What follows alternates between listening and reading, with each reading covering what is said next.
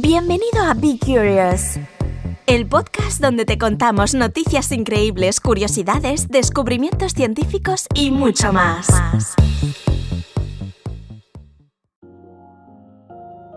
Hola, yo soy Aisa López y este es el episodio número 37 de Be Curious. Lo estoy grabando el miércoles 22 de noviembre de 2017. Hoy te traigo 5 titulares, 5 noticias bastante variadas.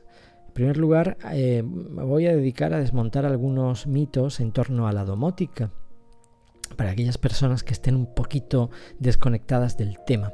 En segundo lugar, hablaré de algunas tribus que siguen estando no contactadas. Son pequeños núcleos de personas que están dispersos, perdidos así en junglas y en islas, y que casi pertenecen a otra época. Te daré también la advertencia de Stephen Hawking, sí, nuevamente Stephen Hawking, que dice que la Tierra colapsará en el año 2600. También hablaremos de que las bacterias tienen sentido del tacto. Y por último cerraré el episodio contándote una breve historia que a mí me gustó mucho cuando la leí y que explica el dicho que dice que la apariencia surge de la mente. Si te gustan estos contenidos, no te despegues del auricular porque comenzamos.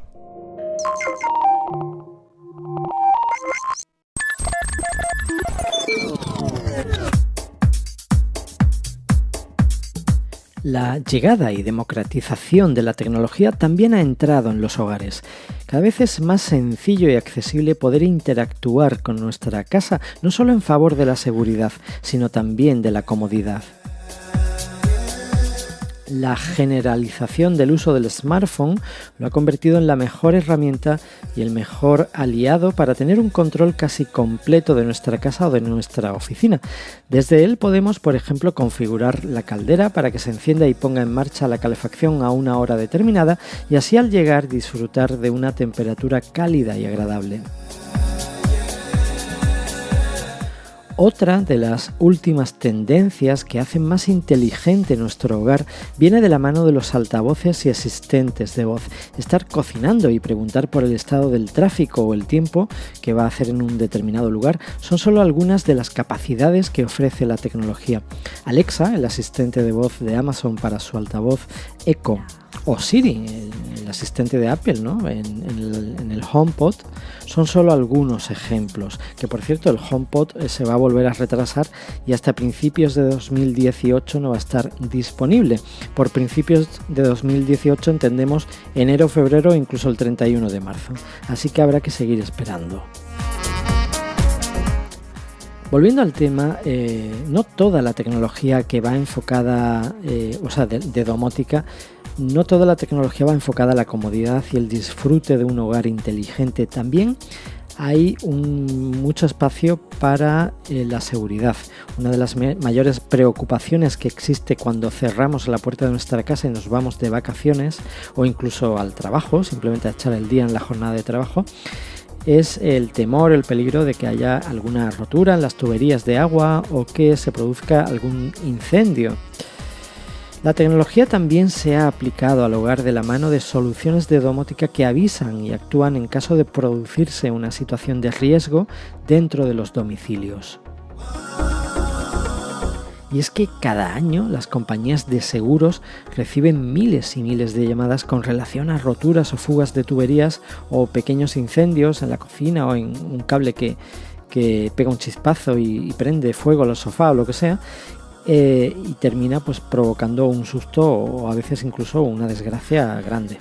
En el mejor de los casos los desperfectos son pequeños, pero si no se coge a tiempo puede suponer un elevado coste para reparar todos los daños causados. Así que aquí la domótica tiene un papel, digamos, bastante importante y de hecho fue uno de los principales motivos por los cuales yo hace ya tiempo, como 3 años, me metí ya en serio en la domótica.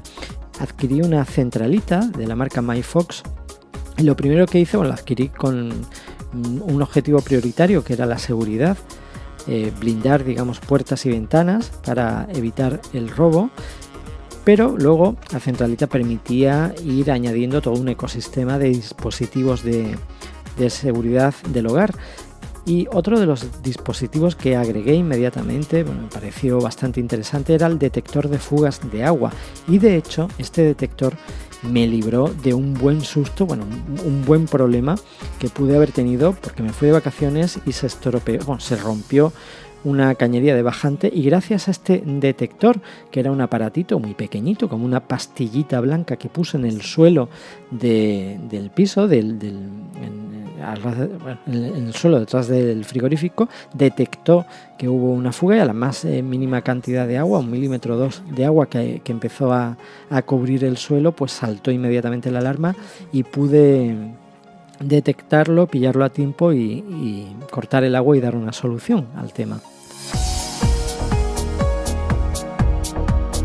Por desgracia, la domótica tiene que cargar con una serie de mitos. A mí me da mucha rabia porque son mitos que prácticamente ninguno de ellos ya hoy en día son reales, ¿no? Por ejemplo, en primer lugar, muchas personas creen que se trata de elementos que son exclusivos para nueva viviendas que están en construcción, donde ellos piensan que su instalación en el momento de la construcción del propio edificio pues es más viable. Es un mito totalmente falso, ¿eh? La domótica se puede usar en cualquier momento con una casa nueva, una casa que ya tenga unos años o una casa vieja, queda exactamente igual. Otro mito que tampoco es cierto, bueno, al menos no del todo, es que la gente piensa que son soluciones caras. La gente asocia domótica con algo caro. Y en tercer lugar, complejidad. La gente asocia domótica con algo caro y complicado. Y esto no es en absoluto cierto. Cuando yo tuve mi primer contacto con la domótica hace, si no recuerdo mal, 13 o 14 años, aquello realmente sí que era complejo. Sí que estaba fuera del alcance de personas que no tuvieran un mínimo conocimiento técnico y quisieran meterse en la materia. Además, recuerdo que había poquísima información por internet. Me costaba muchísimo trabajo llegar a comprender los conceptos o cómo echar a andar algún cacharro. De hecho, en aquella época no había dispositivos muy sofisticados. Lo que yo adquirí por aquel entonces era el típico interruptor que se ponía en el enchufe, al que luego a su vez enchufabas algún aparato, por ejemplo una lámpara, y lo más que podías hacer con aquello era, mediante un mando a distancia como el del televisor, poderlo encender y apagar por radiofrecuencia. A lo mejor pues tenías la lámpara en el salón, tú estabas con el mando de distancia en la planta de arriba y podías, dándole a un botón, encender o apagar la lámpara. Bueno, pues para hacer esta tontería era costosísimo. Este interruptor pues podía costar 100, 120 euros. Era complejo, había un poco que programarlo físicamente, incluso moviendo unas pastillitas, unas cosas por dentro del dispositivo. Era un coñazo y luego pues la funcionalidad era muy reducida y muy limitada. Pero esto ha evolucionado, esto ha cambiado, sobre todo desde que ya Internet explotó completamente y ya se generalizó y ya todo el mundo tiene acceso, y sobre todo desde la era del smartphone de última generación, ¿no? Digamos que la llegada del iPhone en el año 2007 marcó el antes y el después en la telefonía móvil, y a raíz de eso y sobre todo desde el año 2008 que lanzó Apple el App Store, aquello empezó a cambiar. Cambió completamente el uso que le damos a los dispositivos móviles, y esto impulsó la evolución de la domótica. Hoy en día la domótica está al alcance de cualquiera. Hay dispositivos desde 9,95 euros hasta el precio que quieras. Puedes añadir dispositivos de detección de fugas de agua, como el que mencionaba antes, por 45 o 50 euros, y te van a ahorrar muchísimo dinero en caso de que tengas una rotura de tubería, como decía. Detectores de humo, sensores de seguridad para las puertas, para las ventanas, y todo esto totalmente automatizado. Prácticamente se autoinstalan, no hay que aprender nada, se controla todo desde el smartphone.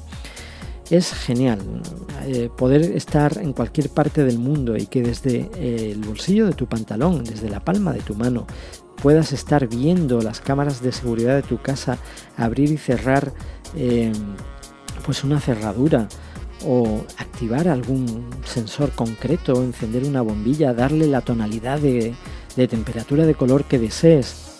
Es impresionante y, como digo, me gustaría que para todos aquellos que todavía no se han iniciado en la domótica porque creen que es algo muy difícil, que es caro, que no van a ser capaces, o que quizá para su casa que quizá no es válido, quiero que se olviden, que se quiten todas esas falsas etiquetas mitológicas de la cabeza y que se metan y den una oportunidad, porque realmente es muy interesante y hay multitud de opciones, tantas opciones como imaginación tengas.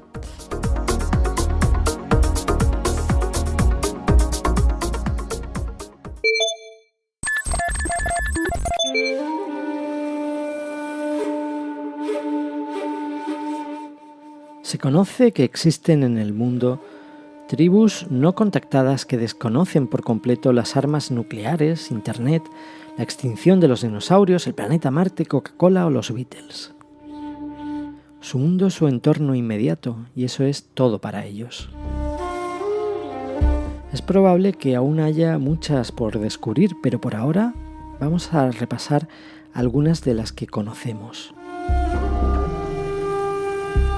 Al definir lo que es una tribu no contactada, tomaremos como referencia lo que es un grupo de personas que no ha tenido contacto directo con la civilización moderna. Quizás hayan visto un helicóptero o un avión en el cielo o han expulsado a alguna persona curiosa lejos de su entorno, pero no más que eso. Muchos tuvieron un breve encuentro con la civilización luego de que la conquista del Nuevo Mundo comenzó en serio, a menudo con resultados irrazonablemente incivilizados.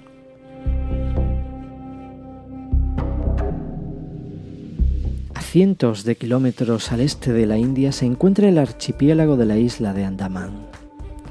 Hace aproximadamente 26.000 años, un puente terrestre existía entre la India y estas islas, hacia la cual los curiosos humanos decidieron cruzar antes de que el puente desapareciera en el mar.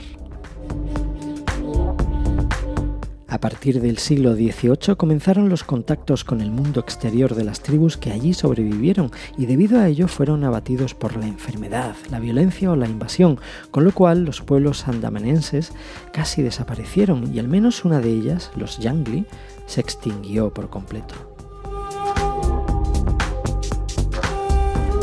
Sin embargo, los sentineleses se han resistido a ser contactados. Viven en la isla Sentinel del norte y su lenguaje sigue siendo ininteligible. Se les conoce muy poco. Estas personas, al parecer, no saben utilizar ni el fuego, ni cultivar la tierra, y sobreviven cazando, pescando y recolectando plantas comestibles. No conocemos con precisión cuántos son, pero podrían llegar a ser unos cientos o quizás hasta solo 15. El tsunami de 2004, que dejó alrededor de 250.000 de muertos en toda la región, también alcanzó estas islas, pero parece que han sobrevivido. Si vamos hacia atrás en el tiempo, hasta 1880, las autoridades británicas planearon secuestrar a un miembro de la tribu, tratarlo bien en cautiverio y luego liberarlo de vuelta a la isla en un intento por contactarlos por medio de la benevolencia. Entonces capturaron a una pareja de ancianos y a 4 de sus hijos. La pareja murió de enfermedades, pero los hijos sobrevivieron, se les trató bien y les dieron regalos, pero cuando los liberaron desaparecieron en la jungla y la tribu no volvió a ser vista de nuevo. En las décadas de 1960 y 70, las autoridades, los militares y los antropólogos indios intentaron establecer contacto en varias ocasiones, pero los miembros de la tribu a menudo corrían y se escondían dentro de la jungla. Durante un incidente, varios investigadores fueron arrinconados por tribus armadas muy hostiles. Desde entonces, las expediciones se han enfrentado con amenazas de violencia o ataques con arcos y flechas, algunos de los cuales han terminado con la muerte de los intrusos.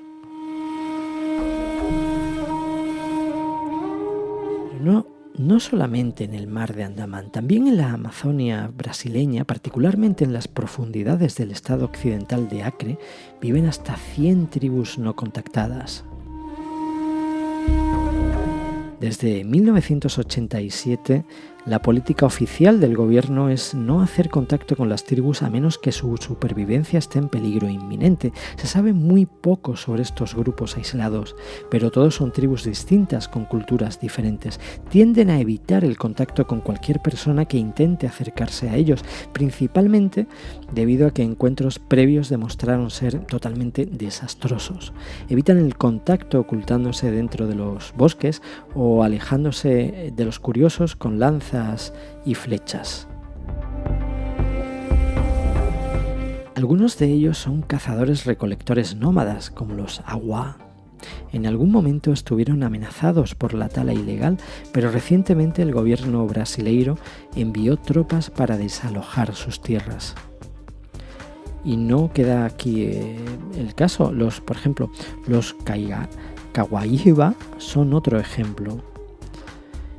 Parece que aparte de arcos y flechas, pueden usar ruedas giratorias para hacer cuerdas, usar escaleras para recoger miel de nidos de abejas y utilizar complejas trampas de pesca para obtener la mayor parte de sus proteínas.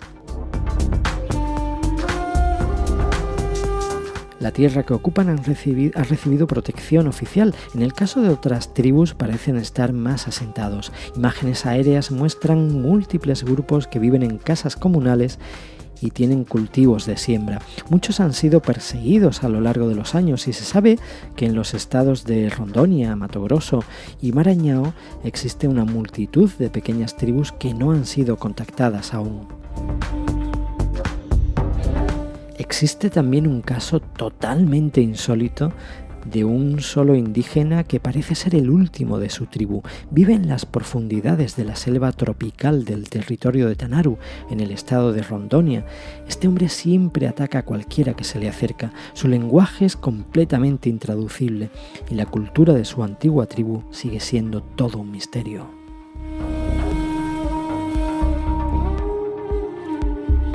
Además de poseer habilidades básicas para el cultivo, también construye hoyos, ya sea para esconderse o para atrapar animales que pasan.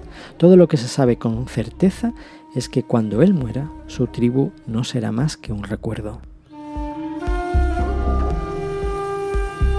Y es que, aunque es probable que Brasil contenga la mayoría de estas tribus, también existen en Perú, en Bolivia, en Ecuador, en Paraguay, en la Guayana Francesa, y posiblemente hasta en Venezuela. En general se sabe muy poco sobre ellos en comparación con las de Brasil.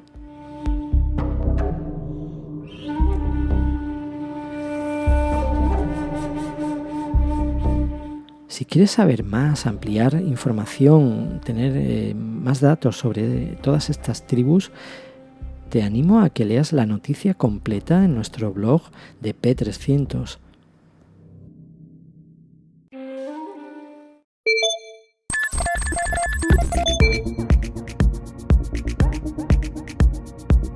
El profesor Stephen Hawking ha emitido otra escalofriante advertencia en un discurso que emitió durante una cumbre de científicos celebrada en Beijing, en China.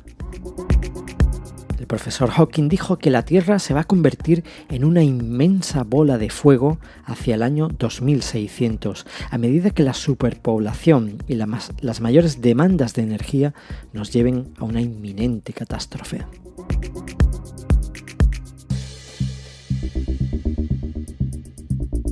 Seguro que hay un montón de gente que piensa que el profesor Hawking se ha vuelto loco y paranoico, pero yo no creo que sea así. En los últimos años el profesor Hawking ha hecho muchos comentarios relacionados con la inteligencia artificial, de la que solemos hablar largo y tendido en este podcast, y del peligro que ésta conlleva, ya que podría causar la extinción de la humanidad. Este afamado científico también ha advertido que el planeta Tierra podría ser destruido por razas alienígenas y nos alerta que debemos explorar el espacio con mucho cuidado, ya que nuestros vecinos galácticos podrían no ser muy amistosos. Y ahora pues lo último, ¿no? Después de meternos miedo con los robots, con los alienígenas, ahora nos dice que esto está todo perdido y que en el siglo XXVII la Tierra se va a convertir en un nuevo Venus. Y esto no es una profecía, no es algo que él haya soñado.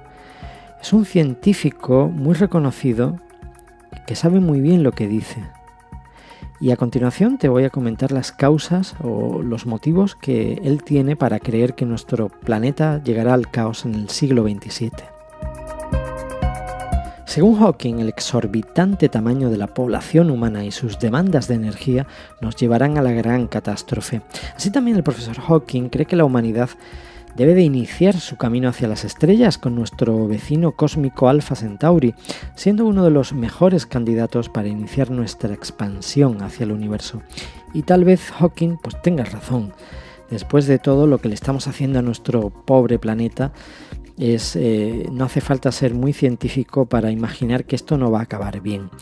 Estamos devorando todo lo que se nos presenta alrededor, extinguiendo a los animales y plantas al por mayor. El profesor Stephen Hawking es uno de los patrocinadores del proyecto Breakthrough Starshot, una iniciativa que enviará nanosondas a nuestra estrella vecina Alpha Centauri en los próximos 20 años.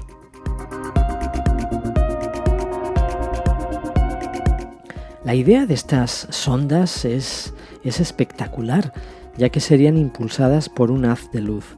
Estas sondas podrían llegar a Marte en menos de una hora, salir de nuestro sistema solar en algunos días y pasar a la sonda Voyager en menos de una semana. Y sí, podríamos llegar a Alpha Centauri en poco más de 20 años.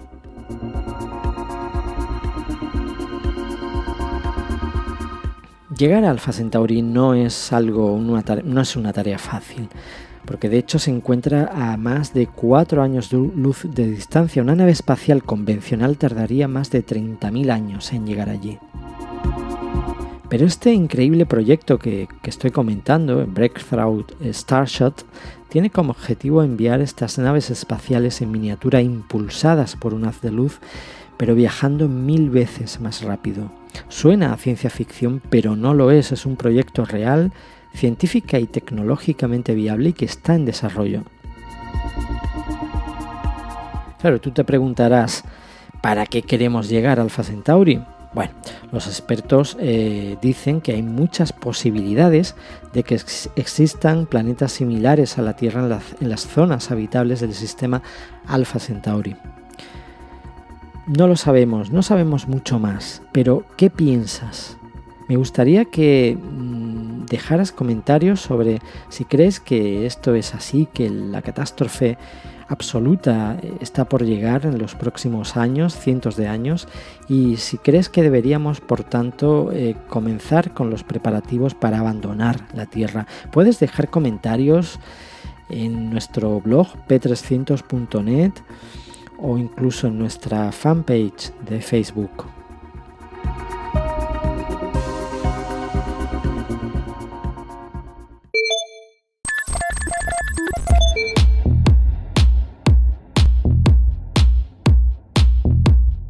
Quizá las bacterias no tienen un sistema nervioso central como lo conocemos, pero aún así pueden sentir físicamente el mundo que les rodea. Y todo esto ha sido publicado en un nuevo estudio en la revista Science. Resulta que estos pequeños microorganismos no solo responden a las señales químicas, sino también al sentido del tacto y pueden reconocer superficies y responder a ellas. Nuestro sentido del tacto es una herramienta clave para mantenernos unidos al mundo exterior. Ayuda a evitar riesgos y superficies peligrosas, por ejemplo, pero para las bacterias se ayuda a determinar con qué tipo de superficie están en contacto y por lo tanto colonizar y atacar las células del huésped. Tenemos poco conocimiento de cómo las bacterias leen estímulos mecánicos y cómo cambian su comportamiento en respuestas a señales, afirma Urs Genal, investigador principal del estudio. Utilizando un modelo Caulobacter no patógeno como ejemplo, nuestro grupo pudo demostrar por primera vez que las bacterias tienen algo parecido a un sentido del tacto. Este mecanismo les ayuda a reconocer superficies y a inducir la producción de nuevas células, afirma Urs Genal. Algunas bacterias tienen un apéndice llamado flagelo, una estructura parecida a un látigo que les ayuda a impulsarse. Algunas tienen solo una, mientras que otras especies tienen varias. Este ejemplar de Caulobacter crescentus tiene un único flagelo que desprende después de un periodo determinado o después de que encuentre una superficie adecuada para adherirse. Al rotar este flagelo, las bacterias pueden moverse a través de los líquidos, pero estos microorganismos no tienen músculos. Lo hacen con la energía generada por la transferencia de protones a la membrana celular. Y es este mecanismo el que permite a las bacterias sentir, según hallaron los investigadores. Cuando las células entran en contacto con las superficies, se interrumpe el motor que impulsa el flagelo. Esto a su vez detiene el flujo de protones. Según explican los expertos, este descubrimiento nos podrá ayudar a entender las bacterias peligrosas, ya que a pesar de que la Caulobacter es una bacteria inofensiva, los hallazgos son muy relevantes para la comprensión de las enfermedades infecciosas.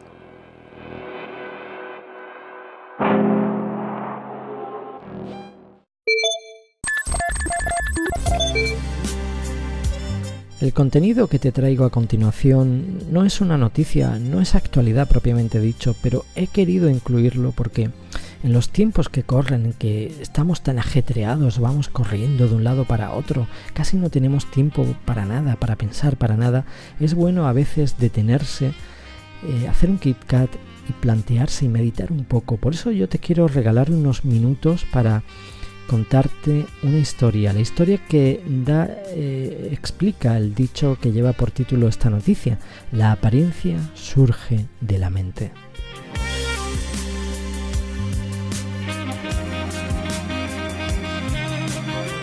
El dicho Xianzhou Xinsheng, o la apariencia surge de la mente, puede ser traducido como la apariencia se convierte en el alma, pero literalmente la frase significa la apariencia nace del corazón.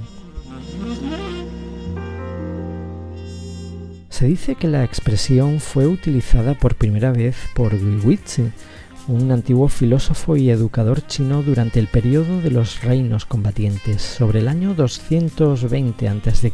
aproximadamente. También se puede encontrar en el ensayo sobre la mente y la apariencia, escrito por el sabio taoísta Shen Shiji durante la dinastía Song, en los años 960 a 1279. La siguiente historia explica el significado del dicho.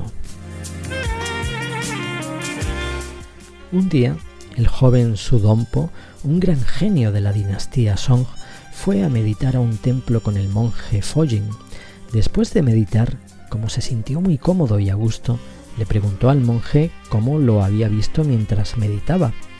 Fojin respondió: «Parecías una estatua de Buda muy solemne». Su Dompo estaba muy satisfecho. Dada la ocasión, el monje también le preguntó a Su Dompo cómo lo había visto durante la meditación. Y Su, bromeando con el monje, respondió: «Te veías como un montón de estiércol de vaca». Sin embargo, el monje no dijo nada. Al ver que éste no estaba enojado con sus palabras, Su Dompo pensó que había derrotado al monje. Su Dompo tenía una hermana menor llamada Su Xiaomei. La joven era muy talentosa. Cuando Su regresó a casa, con aire de grandeza, le contó a su hermana sobre el diálogo con el monje. Su hermana, pensó por un momento y suavemente señaló: «Mi querido hermano, has perdido». Fojin tiene el corazón de un Buda, así que te vio como un Buda. Tú lo veías a él con un corazón de estiércol de vaca, por lo que viste solo estiércol de vaca.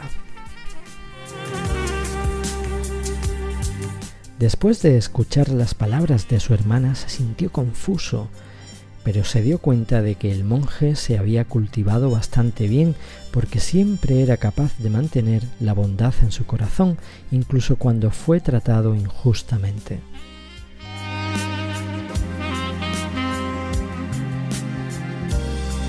Esta historia explica que solo podemos ver las cosas de una manera positiva y ofrecer una respuesta constructiva cuando tenemos compasión en el corazón.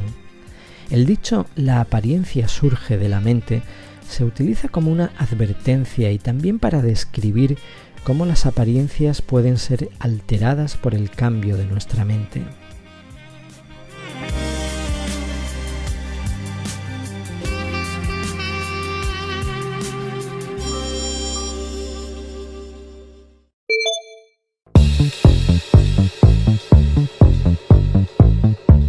Si te gustó este podcast, no olvides dejarnos reseñas en iTunes y Spreaker. También puedes visitarnos en www.p300.net y descubrir más podcasts de nuestra red.